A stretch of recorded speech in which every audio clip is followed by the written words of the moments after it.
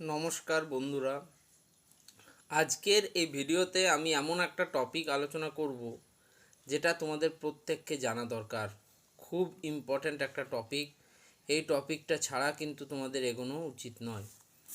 দেখো, আজকের দিনে দাঁড়িয়ে আমি দেখছি অনেক মানুষ বিভিন্নভাবে স্টুডেন্টদের ডিমোটিভেট করছে। তাদের ডিমোটিভেশনের কারণ হচ্ছে রিসেন্ট তোমরা জানো 2রা মে কিন্তু তোমাদের মাধ্যমিকের রেজাল্ট আউট হয়েছে। তারা এমনটা বলছে যে যে সমস্ত স্টুডেন্টরা 60% বা তার থেকে কম নাম্বার পেয়েছে তারা জীবনে বিগ ফেলিওর। তারা সায়েন্স নিয়ে পড়তে পারবে না, তারা পলিটেকনিকে ভালো গভর্নমেন্ট কলেজ পাবে না, তাদের পরবর্তীকালে জীবনটা অন্ধকারাচ্ছন্ন। বলছি বন্ধুরা, এখন থেকে আজ থেকে কিন্তু সাবধান হয়ে যাও এই সমস্ত মানুষদের থেকে। অনেকটা দূরত্ব বাড়িয়ে নাও এই সমস্ত মানুষদের থেকে। এই সমস্ত মানুষের কাজ হচ্ছে তোমাকে কিন্তু পিছনের দিকে টানা। কে বলেছে 60% না পেলে সায়েন্স পাওয়া যায় না?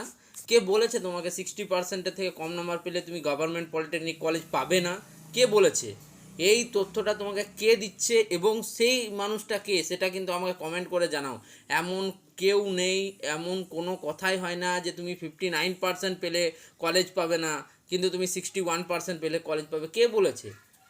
দেখো, যে কোনো ক্ষেত্রে এখনও অবধি নিউ এডুকেশন পলিসি যেহেতু লাগু হয়নি, সেক্ষেত্রে কিছু কিছু ক্ষেত্রে বাধা দেওয়া হচ্ছে। 60% থেকে তার কম যদি কেউ পেয়েছে তাকে সায়েন্স নিতে কিন্তু বেশিরভাগ কলেজ স্কুলেই কিন্তু অ্যালাউ করে দেয়। আমি যতদূর জানি 300 অ্যান্ড অ্যাবাভ পেলেও কিন্তু সায়েন্সে তারা খুব সহজে অ্যাডমিশন নিতে পারে। ওকে, সেটা তোমার ব্যাপার। তুমি সাবজেক্ট নির্বাচন করবে, তুমি ট্রেড নির্বাচন করবে, তুমি বিষয় নির্বাচন করবে, অন্য কেউ বলার কেউ না। একদম কিন্তু এই বাস্তব কথাটা মাথায় ঢুকিয়ে নাও। লোকের কথায় আজ থেকেই চলা বন্ধ করে দাও। তোমার নিজের যে পথ সেটা কিন্তু তোমাকে তৈরি করতে হবে। দেখো, 60% না পেলে তুমি গভর্নমেন্ট কলেজ পাবে না, কে বলেছে? কে মানে সে পার্সনটা কে সেটা আমাকে দেখাবে তো। কারণ দেখো, তোমার র্যাঙ্ক বেশি হতে পারে কিন্তু তার মানে এই নয়। পশ্চিমবঙ্গে প্রচুর গভর্নমেন্ট পলিটেকনিক কলেজ আছে এবং খুব ভালো ভালো পলিটেকনিক কলেজে কিন্তু তুমি ট্রেড পেয়ে যাবে, ভালো ট্রেডে ভর্তি হবে। দেন তারপরে তুমি ভালো রেজাল্ট করলে, যদি তোমার কোনো ব্যাক ট্যাগ না থাকে, তাহলে কিন্তু তুমি প্রথম সারির কলেজগুলিতে খুব সহজেই যদি ভালো রেজাল্ট করো অনায়াসে কিন্তু তুমি ট্রেড ট্রান্সফার, কলেজ ট্রান্সফার করতে পারবে। ওকে, তাই তোমাদেরকে এই যে ভুয়ো তথ্যগুলো যারা দিচ্ছে তাদের থেকে একটু সাবধান। এরপর বলছে 60% না হলে পরবর্তীকালে তো তুমি চাকরিতেই, ইন্টারভিউতেই বসতে পারবে না। তুমি আর চাকরি করবে কি? হ্যাঁ, মানছি কিছু কিছু কোম্পানির ক্ষেত্রে, ইন্টারভিউয়ের ক্ষেত্রে দেখা গেছে তারা 60% ক্রাইটেরিয়া বেঁধে দিয়েছে, কিন্তু এমন কোনো নেই প্রত্যেকটা কোম্পানিতেই 60% চাই তবেই তুমি সেখানে এলিজিবল হবে, এমন কোথাও কোনো কারণ নেই। আমার নিজের দেখা আমাদের হোস্টেলের ছেলে, যে কিন্তু 3টে সাবজেক্টে তার সাপ্লি বা ব্যাক ছিল, সেও কিন্তু একটা রেপুটেড এমএনসিতে জব করছে। ঠিক আছে, ফলে তোমাকে একদম এই যে ভুয়ো তথ্যগুলো কেউ দিচ্ছে, সত্যি বলছি তাদের থেকে অনেকটা দূরত্ব বজায় নাও। তারা তোমার জীবনটাকে কিন্তু শেষ করে দেবে একদম। নিজের সুন্দর জীবনটাকে ওই সমস্ত অবাস্তব লোকদের থেকে কিন্তু দূরত্ব বজায় রেখে চলাই ভালো। 60% না পেলে আমি স্কলারশিপ পাবো না। আরে কত কত স্টুডেন্ট আছে, কত কত সাকসেসফুল মানুষ আছে যারা 60% নাম্বার পায়নি। তারা স্কলারশিপ মানুষকে দিচ্ছে, অন্য লোককে তারা স্কলারশিপ দিয়ে দিচ্ছে।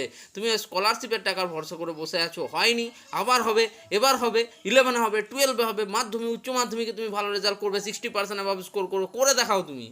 কারো কথা শুনবে না, তুমি খালি নিজের পথে চলবে, তুমি ডিপ্লোমাতে ফার্স্ট হবে, তুমি একদম বেস্ট র্যাঙ্কার হয়ে উঠবে, তুমি নিজের সাকসেসফুল বিজনেস তৈরি করবে। সত্যি বলতে গেলে তোমার মধ্যে তোমার যে আত্মবিশ্বাসটা সেটাই তোমাকে রেডি করবে। ওকে, একটা পরীক্ষার খালি নাম্বারের ভিত্তিতে কিন্তু কাউকে যাচাই করা যায় না। ওকে, যদি মুখস্থ করে 90% পাওয়া স্টুডেন্ট হয় আর তুমি যদি নিজের থেকে 60% পেয়েছো, that is even very very good. ঠিক আছে, খুব ভালো কিন্তু তুমি একজন স্টুডেন্ট। তুমি সেটা অবশ্যই অবশ্যই মাথায় রাখবে। ইন্ডিয়ান এডুকেশন সিস্টেম সম্বন্ধে আমি ডিটেলসে বলছি না, সেটা তোমরা প্রত্যেকেই জানো।